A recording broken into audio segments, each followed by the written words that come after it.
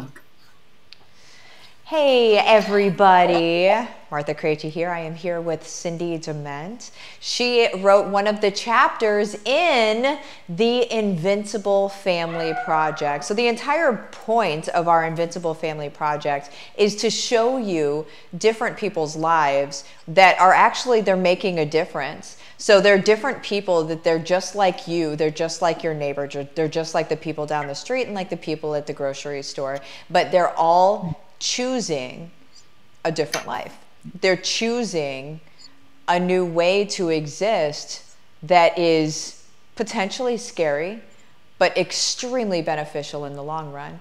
And so, Cindy, what I wanted to talk about with your chapter, so as I went through your chapter, the part of it that just sucker punched me right in the gut was on like the first page. I think it was the second half of the first page. So people that already have the book at home and you're reading along, go to Cindy's chapter and be like, okay, I see where you're at.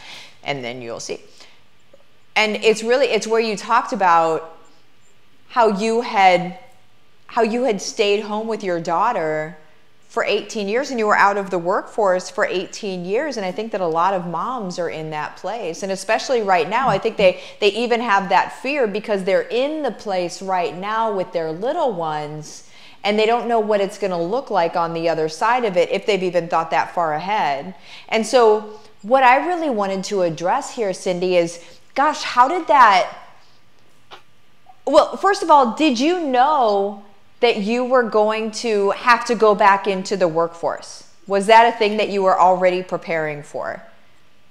Yes. I mean, we had talked about it. Michael, my husband, and I had talked about it, and we figured that was the best thing to do. Yeah. We didn't know what Sarah was going to want to do when I'd homeschooled her. We didn't know exactly what she was going to want to do. And we knew that she was going to need some help financially, and we'd been living on one salary. So yes, we knew it was time for me to get back in the workplace. And it'd been 18 years. Yeah. So what kind of stuff came up emotionally for you after being out of it for 18 years? What came up emotionally for going back into this place that had probably changed drastically in 18 years? I mean, that was a very formative 18 years in business and in industry. So what was coming up for you?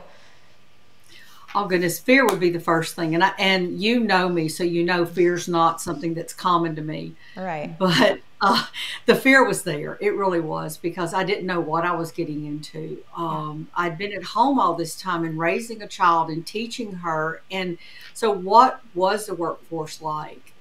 And I had no idea. And then frustration set in, but that was as I started looking for something. That's when the frustration set in. Yeah. And so what were you being told as you were putting in your applications? I know you go into this in your chapter, and we're not going to go through, for all of you that are watching this and you're like, I wonder if they're going to go through the whole chapter. We're not going to go through the whole chapter. But what were people saying to you as you went and were putting in applications? What kind of feedback were you getting? I was literally told I was not qualified. I had no marketable skills. That hurt. I'm just going to tell you, that brought a lot of hurt and a lot of frustration, because I knew I had marketable skills, but they couldn't see that. And I had no idea how to take the skills I had and show them they were marketable. That was frustration with myself, because I didn't know how to explain to them what I had done and how it was marketable.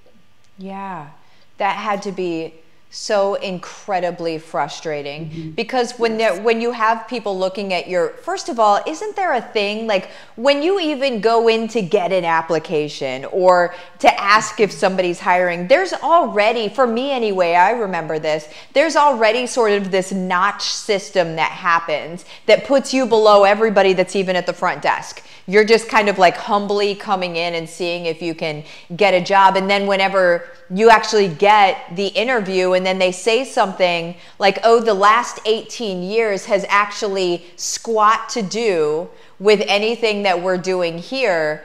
And to actually just say something like that is just so like, that's demeaning. That I can't imagine, and I'm so sorry. Let me apologize for them. I'm so sorry for how short-sighted they are, because first of all, you're brilliant. And for people to, I want everybody to understand this and to see this even in their own world. If you're going out there and you're putting in applications and you're not getting hired at different places, that has nothing to do with your actual quality, the quality of the individual that you are. It has everything to do with the vision or lack of the person that is sitting in front of you. So please understand, do not look down on yourself for not getting a job simply because of the lack of vision of the individual in front of you. So there's that. Cindy, yeah. I love how your chapter ends, and we're not going to go into, we're going to do a little cliffhanger because that's what, you got to do that, don't you? I mean, y'all need to get the book. If you didn't get the book, right? The link is in the description of this video. Get the book. There was a, do you remember the ad in, was it the 80s or the 90s? Like, just get the book. It was like, it was like some sort of mysteries of the world. And they were like, you just need to get the book. It was on TV. Anyway, I totally dated myself. But what I love is how your life moves through that chapter.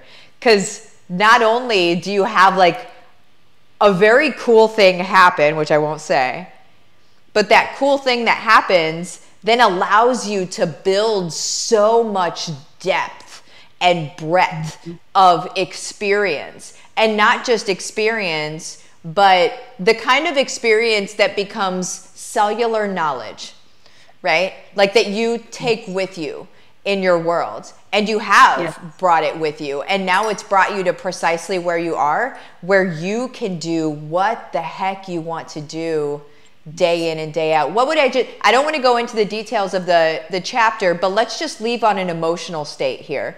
So how do you feel now as opposed to how you felt near the middle of your chapter where you were between places?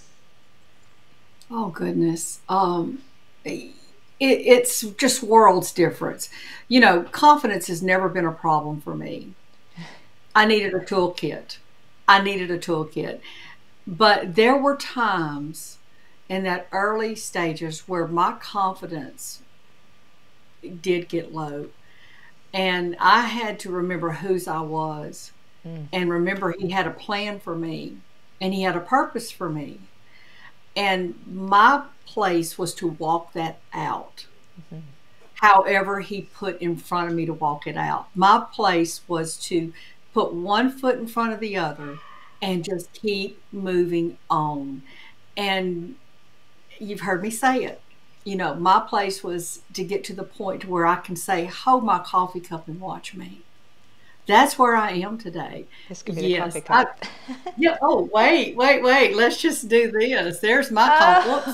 Let me see, y'all. I'm awful with this. I can't get it in. You have to bring it. You go opposite of what your brain tells you to do. There you go.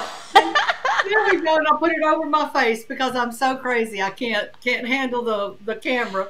But yeah, that's you know, I'm at that point now in my life, and it's just because I persevered. And I didn't listen to the naysayers. Yeah, there were times they got me down, but read the book, read my chapter. You'll learn more about that. Yeah, that's it. And that's, so you've got Cindy in there. You've got 26 other women from all over the world with all sorts of different skill sets, all sorts of different stories. And they're all making this stuff happen for their families. They're all creating invincible families around themselves. And one of my favorite quotes, and I actually put it in the foreword of the book, one of my favorite quotes is a quote by Margaret Mead.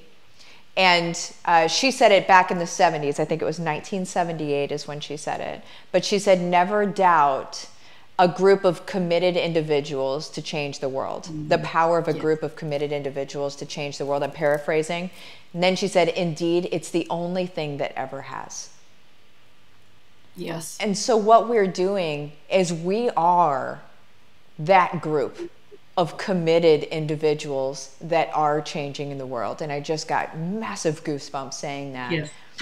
But come join us. Read the book. Yes. Let it resonate with you. Let it pique your interest. Let it satisfy that deep longing inside of you where you feel like you really can have better. You feel like you really deserve better. You feel like God really has something for you that you just, for whatever reason, are blocked on seeing. Allow yourself to see it in other people so you can recognize it in yourself. Okay? Yes. Thank you, Cindy. I appreciate you so much. Thank you for writing the chapter. You are a blessing to so many people. And yeah, everybody have the best day. Grab the book, make it yours. Choose this life. Thank you, Martha. You got it. Bye-bye. Bye.